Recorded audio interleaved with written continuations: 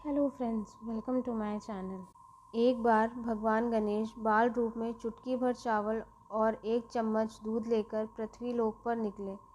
वे सबको अपनी खीर बनाने को कहते जा रहे थे, परंतु सबने उनकी बात को अनदेखा किया। इसी दौरान एक गरीब बूढ़ी अम्मा ने उनकी खीर बनाने का प्रस्ताव स्वीकार किया और एक छोटा भगोना चूल्हे पर चढ़ा दिया, जिसे देखकर गणेश जी ने बूढ़ी अम्मा से बोला, अम्मा घर में जो सबसे बड़ा भगोना है उसमें खीर बनाओ।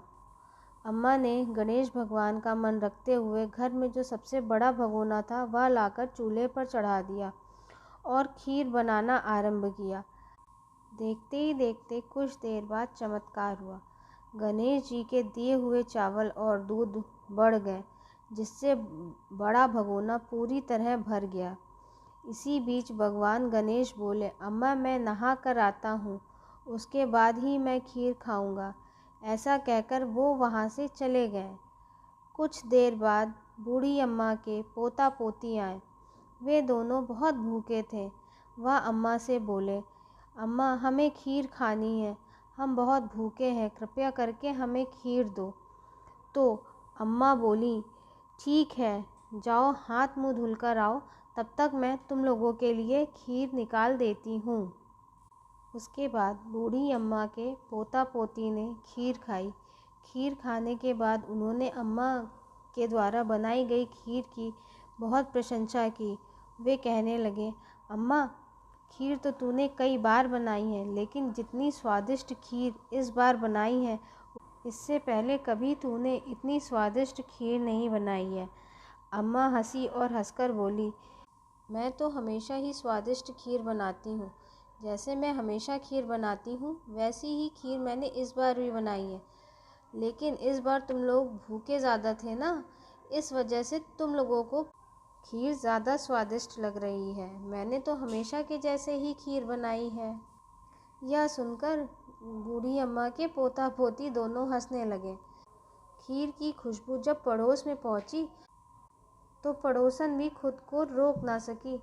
वह भी अम्मा के पास एक कटोरा लेकर आई और बोली, अम्मा आज तो तेरे खीर की खुशबू मेरे घर तक पहुंची है, अब तो तुझे मुझे खीर खाने को देनी ही पड़ेगी। ऐसा बोलकर उसने कटोरा अम्मा को दे दिया। अम्मा ने उस कटोरे में उसको भर कर खीर दी और बोली कि जा, ले जा, तू खाना, अपने पूरे परिवार को खिलाना, बच्चों को खिलाना, और जो खीर बचे वो सभी में बांट देना। अम्मा की पड़ोसन अम्मा से बहुत खुश हुई और बोली, अम्मा तू बहुत अच्छी है, आज तूने इतनी स्वादिष्ट खीर बनाई है कि मैं खीर को खाए बिना रह नहीं पा रही हूँ। देखने में तो यह बहुत स्वादिष्ट लग रही है और इससे खुशबू भी बहुत अच्छी आ रही है। मैं एक काम करती हूँ, मैं जल्दी से घर जाती हूँ और फिर तुझको खाकर बताऊँगी कि यह खीर कैसी बनी है। अम्मा के पोता पोती जब खीर खाकर अपने माँ बाप के पास गए, वहाँ जाकर बच्चों ने अपने माँ बाप को बताया कि आज दादी माँ ने बहुत ही स्वादिष्ट खीर बनाई है। हमने तो पेट भर के खाया और हमें खीर बहुत स्वादिष्ट भी लगी। आप लोग भी जाओ, आप लोग भी जाकर खीर खाओ। अम्मा ने आज बहुत ही स्वादिष्ट और सुगंधित खीर बनाई है। ऐसा सुनकर बूढ़ी अम्मा के बेटे और बहू को भी खीर खाने का मन हुआ। वह तुरंत अपनी माँ के पास आया और बोला, अम्मा तेरे पोता पोती बता रहे थे कि तूने आज बहुत स्वादिष्ट खीर बनाई है, क्या हमें नहीं देगी खाने को? तो बूढ़ी अम्मा ने बोला, अरे खीर तो बहुत सारी है, लो तुम लोग भी खाओ, लो तुम लोग भी खाओ और खाकर बताओ कि खीर कैसी बनी है। बेटे और बहू दोनों ने पेट भरकर खीर खाई। बहू ने तो खीर खाई भी और साथ में एक कटोरा खीर छिपा के भी रख ली। उसने सोचा कि खीर ख़त्म हो जाएगी, इस वजह से उसने बड़ी चालाकी से खाने के बाद एक कटोरे में खीर छुपा कर रख ली। गणेश भगवान को गए अब काफ़ी समय हो गया था। अब अम्मा को भी भूख लगने लगी थी। अम्मा ने खीर खाने को निकाली और हाथ में ले ली और बोली, आजा रे गणेशा, तू भी खीर खा ले। तब गणेश जी वहाँ आए और बोले, मैंने तो खीर पहले ही खा ली।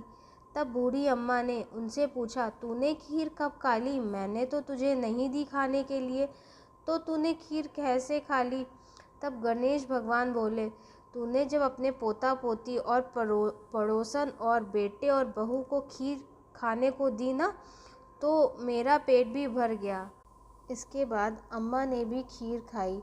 अम्मा के खीर खाने के बाद काफ़ी सारी खीर बच गई, जिसके लिए अम्मा ने गणेश जी से पूछा, बताओ गणेशा, मैं इस बची हुई खीर का क्या उपयोग करूं? तो गणेश जी ने उनसे कहा, यह खीर पूरे नगर में बांटो। अम्मा ने कहा, यह तो इतनी ज़्यादा खीर भी नहीं है कि पूरे नगर में बांट दी जाए। तो भगवान गणेश जी बोले, अरे अम्मा, तुम इस खीर को बांटना तो शुरू करो। तब गणेश जी के कहानुसार बूढ़ी अम्मा ने पूरे नगर में खीर बांटनी शुरू कर दी। बूढ़ी अम्मा सभी को खीर बांटती जा रही थी, फिर भी वह खीर ख़त्म नहीं हो रही थी। इस बात की सूचना जब राजा तक पहुंची, तो राजा ने बूढ़ी अम्मा को राज्य दरबार में उपस्थित होने का आदेश दिया और साथ ही साथ यह भी आदेश दिया कि जिस भगोने में खीर है, उस भगोने को वह अपने साथ राज दरबार में लेकर उपस्थित हो। बूढ़ी अम्मा राजा का आदेश पाकर भगोने के साथ राज्य दरबार में उपस्थित हुई, किंतु जैसे ही अम्मा के साथ खीर का भगोना राज्य दरबार के अंदर आया, खीर में कीड़े मकोड़े पड़ गए। उससे खीर से दुर्गंध आने लगी। राजा ने यह देखा तो उसने सोचा कि ज़रूर इसमें बूढ़ी अम्मा की कोई चालाकी होगी। उसने बूढ़ी अम्मा से बोला, बता बुढ़िया, तूने इसमें क्या जादू किया है? बूढ़ी अम्मा राजा के सामने हाथ जोड़कर बोली, हे राजन, मैंने कुछ भी नहीं किया है। जो भी किया है वह सब गणेश जी की कृपा से हुआ है। उन्होंने मुझे यह खीर बनाने को बोला था। मैंने तो इसमें कुछ भी नहीं किया है, बस मैंने गणेश जी की आज्ञा पाकर खीर बनाई है। राजा समझ गया कि यह खीर राज्य दरबार में लाकर इसमें कीड़े पड़ गए हैं, तो ज़रूर यह खीर इसी बुढ़िया के लिए ही बनी है। उसने अपने सिपाहियों को आदेश दिया कि जहाँ से इन बूढ़ी अम्मा को लेकर आए हो, वापस उसी जगह इनको इनके खीर के भगोने के साथ छोड़ आओ। यह खीर इन्हीं के लिए है। राजा की आज्ञा पाकर सिपाहियों ने राजा की आज्ञा का पालन किया। वह बहुत आदर और प्रेम पूर्वक बूढ़ी अम्मा को उनकी झोपड़ी के पास छोड़ गए। उसके बाद रात्रि होने को आई। गरीब बुढ़िया ने हाथ जोड़ा और बोला, हे गणेश भगवान, अब मैं इस खीर का क्या करूं? अभी भी यह खीर बची हुई है। तब गणेश भगवान वहां आए और उनसे बोला, बोल अम्मा, तू क्या कहना चाहती है? तब अम्मा ने बोला, अभी भी यह खीर बची हुई है, अब बताओ मैं इसका क्या करूं? तो गणेश भगवान ने बोला, अम्मा ऐसा कर, जो भी खीर बची है उसको तू अपनी कुटिया के किनारे, अपनी झोपड़ी के किनारे गड्ढा खोदकर उसी गड्ढे में डाल के मिट्टी से दाब दे। बूढ़ी अम्मा ने ऐसे ही किया। बूढ़ी अम्मा ने गणेश भगवान के कहानुसार गड्ढा खोदकर उसमें खीर गाड़ी। उसके बाद उनको बहुत नींद आ रही थी। वह दिन भर के कामों से बहुत ज़्यादा थक गई थी। उसके बाद वह सोने को चली गई। जब सुबह वह उठी तो उन्होंने देखा कि उनकी जो झोपड़ी थी वह महल में बदल गई थी, और जो भगोना जिसमें उन्होंने खीर बनाई थी वह सोने व चांदी के आभूषणों से भरा हुआ था। उनको कुछ समझ में नहीं आया। उनको लगा कि वह कोई सपना देख रही हैं। फिर उन्होंने गणेश भगवान का ध्यान किया और बोला, हे प्रभु, तेरी इच्छा तू ही जाने। तुझको भली भांति पता है कब किसको क्या देना है, क्या नहीं देना है। अम्मा को अपनी आंखों पर विश्वास नहीं हो रहा था।